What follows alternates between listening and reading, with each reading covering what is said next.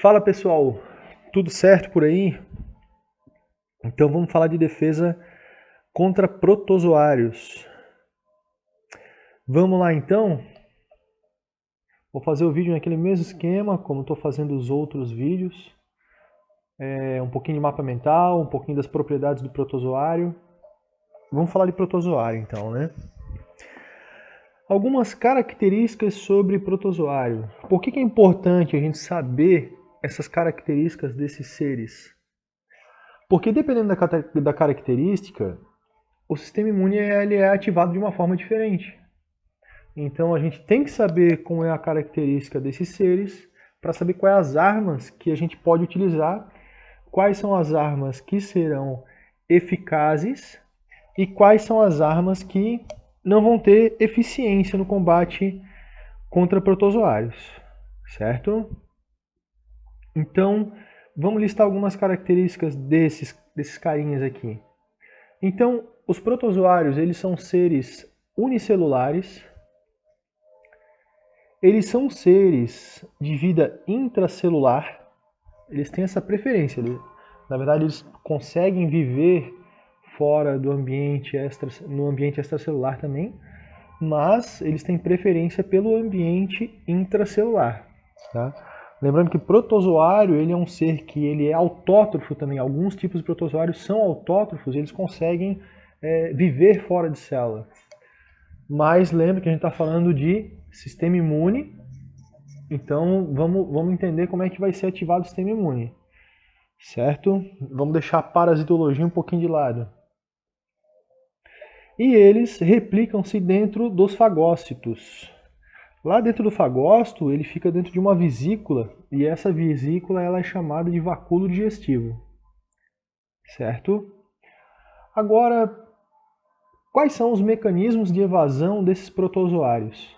A gente já sabe as características deles aqui, certo? Com base nessas características, a gente já pode presumir alguns mecanismos de evasão. Vamos listar eles aqui, ó. Capacidade de viver em latência. O que seria viver em latência? Ele está numa forma, como se fosse um cisto, por exemplo, e que ele não tem atividade. Ele está ali quietinho, como se estivesse dormindo. Dessa forma, ele não ativa o nosso sistema imune. Então, existem pessoas, por exemplo, que podem ter contraído protozoários na sua história de vida, e a pessoa pode ficar 20, 30 anos com esse protozoário vivendo em latência no corpo dela e sem gerar sintoma. Então, esse é um mecanismo de evasão. O protozoário ele infectou a pessoa, só que ele não está fazendo a replicação e não está ativando o sistema imune, certo? Então, a primeira característica que eu listo aqui é essa capacidade de viver em latência. Fechou? Vamos para o próximo, então. Eles têm capacidade de variação antigênica, certo? Então, se ativar a resposta imune adaptativa e se os linfócitos eles reconhecerem um tipo de antígeno, e se esse protozoário mudou o antígeno, ele vai ter que gerar uma outra resposta imune. Então, uma forma de evasão também é essa variação antigênica. Eles vivem dentro da célula, como a gente colocou aqui nas características. Então, se ele vive dentro de célula, o que acontece? Ele fica escondido dentro da célula. E se ele está escondido dentro da célula, anticorpo não vai conseguir atingir ele. Então, se o anticorpo não atinge, a gente já pode presumir que a resposta humoral ela não vai ser tão boa, porque ele está lá dentro da célula.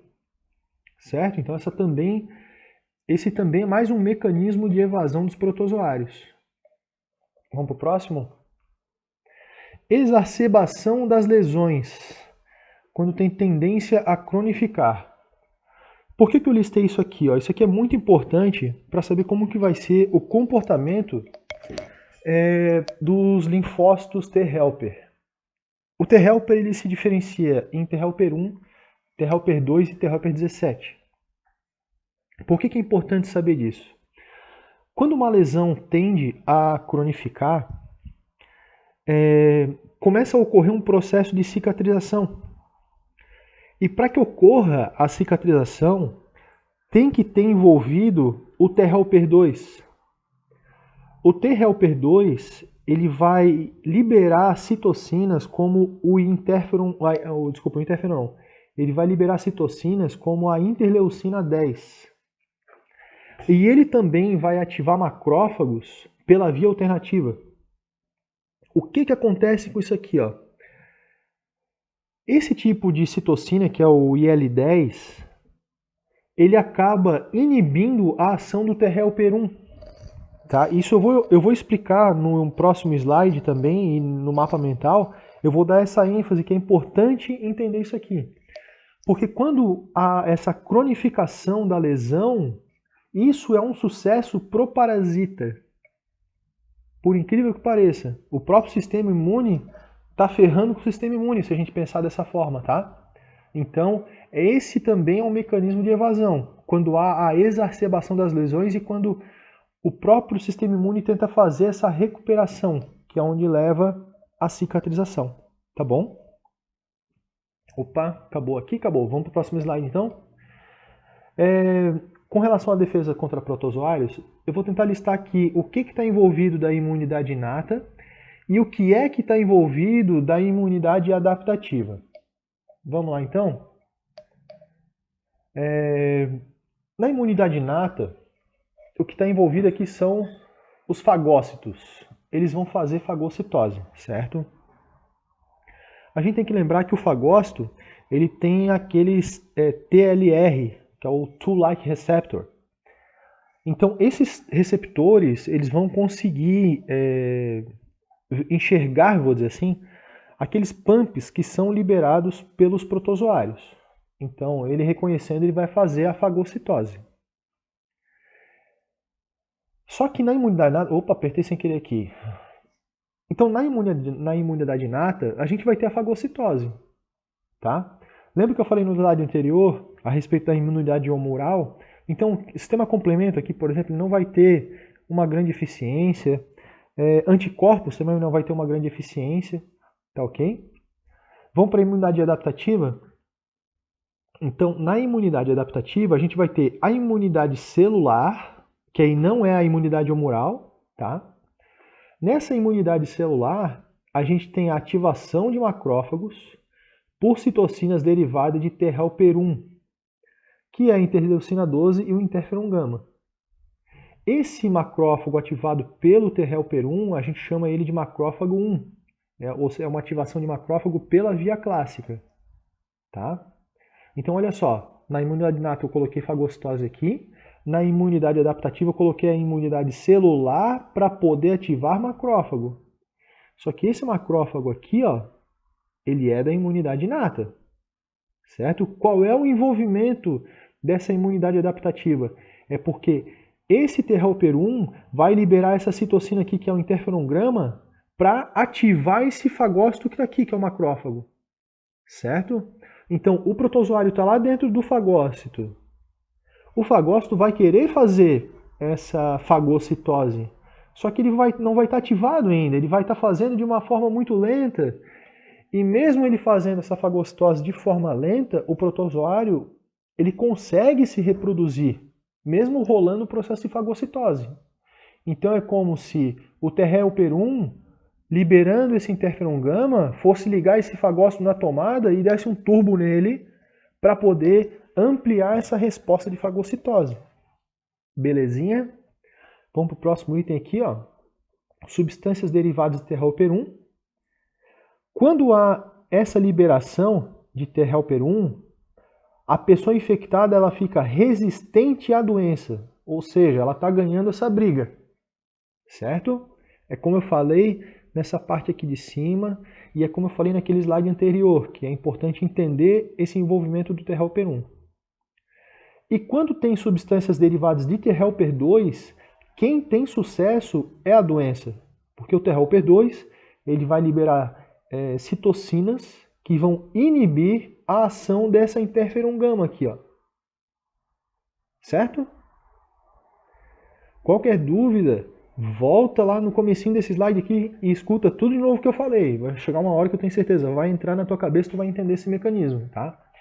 Se tu tem dúvida como ocorre essa diferenciação de T-helper 1 e T-helper 2, nessa minha playlist de defesa de imunologia, existe um vídeo ali que ele é diferenciação de linfócitos. Dá uma olhadinha naquele vídeo, porque a dinâmica do mapa mental ela tá fácil de entender.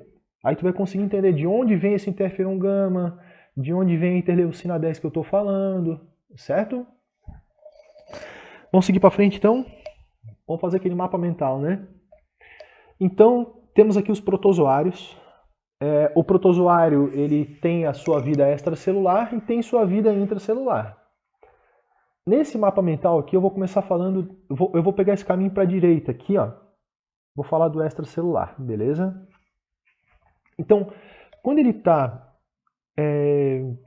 no ambiente extracelular, a gente vai ter a ação dos anticorpos, né? IgM, IgG ali. Esse IgM e IgG, o que eles podem estar ativando? Eles podem estar ativando o sistema complemento, eles podem estar fazendo essa neutralização e também o trabalho de opsonização. Só que aqui, ó, às vezes é uma faca de dois gumes, meu. Não sei nem te dizer se isso realmente é eficiente ou não. Eu vejo que tem autores até que eles meio se contradizem, porque pensa aqui comigo, ó. Eu já falei lá no começo do slide que protozoário ele quer viver dentro de células, certo? Então, se o anticorpo opsonizar no protozoário, ou tentar grudar lá na camadinha dele para fazer a neutralização, o que vai acontecer? Vai vir um fagócito e vai engolir esse protozoário. E é tudo que o protozoário quer. Ele quer ir para dentro da célula, ele quer ser fagocitado. Certo? Mas é aquela história. Tudo isso aqui é ativado, só que ele não tem uma boa eficiência. Certo? Então aqui quando o protozoário está no ambiente extracelular, é isso aqui que rola. Tranquilo? Vamos voltar agora, vamos pegar esse caminho para a esquerda aqui, ó. O protozoário chegou, foi fagocitado e ele está dentro da célula. Ele entrou dentro da célula pelo mecanismo de fagocitose. Certo? E aí, rolou a fagocitose, o que acontece? Essa fagocitose aqui, ela pode ser feita pela célula dendrítica.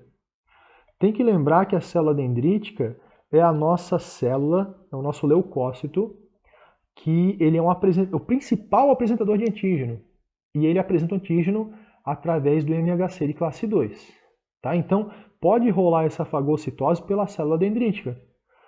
Como também pode rolar a fagocitose por quem? Por macrófago. E o macrófago, ele vai apresentar o antígeno através do MHC de classe 1. Certo? Então, ó, o protozoário foi para dentro da célula, essa célula tentou fagocitar ele, não deu conta e está indo, brigando, rolando aquela briga toda. E aí ele mostrou esse antígeno no MHC de classe 1. E aí, se ele mostrar o MHC de classe 1 esse antígeno, o que acontece? Ele morre. O macrófago morre. Ele está mostrando que ele está infectado. E quem é que vai matar esse macrófago aí? Tô até gaguejando, deixa eu tomar uma água aqui. E aí, pensa aí. Quem que tu acha que vai matar esse macrófago quando ele mostrar esse antígeno no MHC de classe 1, meu? Pensa, dá um pause aí, pensa. Se tu não sabe, procura aí, dá um Google aí pra ver. Mas quem vai matar ele é o T citotóxico. Então, olha só. Quando a gente fala de imunidade adaptativa, de imunidade celular, quem tem eficiência é o T citotóxico aqui, ó. Ele vem e mata o macrófago. Certo? Ele vai fazer essa indução de apoptose. Fechou? Então, esse T citotóxico, ele é super importante nessa defesa contra protozoários. Tá? Vamos continuar aqui então? Vamos pegar esse ramo aqui, ó, da célula dendrítica. A célula dendrítica foi lá, fez a fagocitose, mostrou o antígeno no MHC de classe 2. Para quem que ele vai apresentar isso aqui? Ele vai apresentar... Opa! Tá, cara. Depois eu falo do IL-12 aqui. Ele vai apresentar para o linfócito T naive. É a partir daqui que a imunidade específica ela começa a ser ativada. Tá?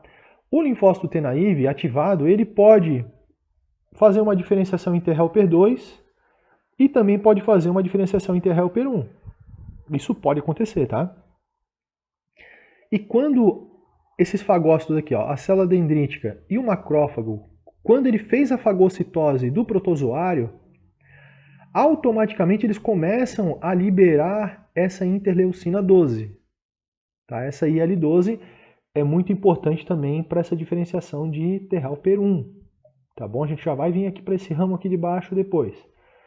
Mas vamos lá para cima. A célula dendrítica pegou, apresentou um antígeno no MHC de classe 2 lá para o linfócito T naive, ativou a imunidade específica e vamos supor que ele comece a diferenciar um pouquinho o T-helper 2.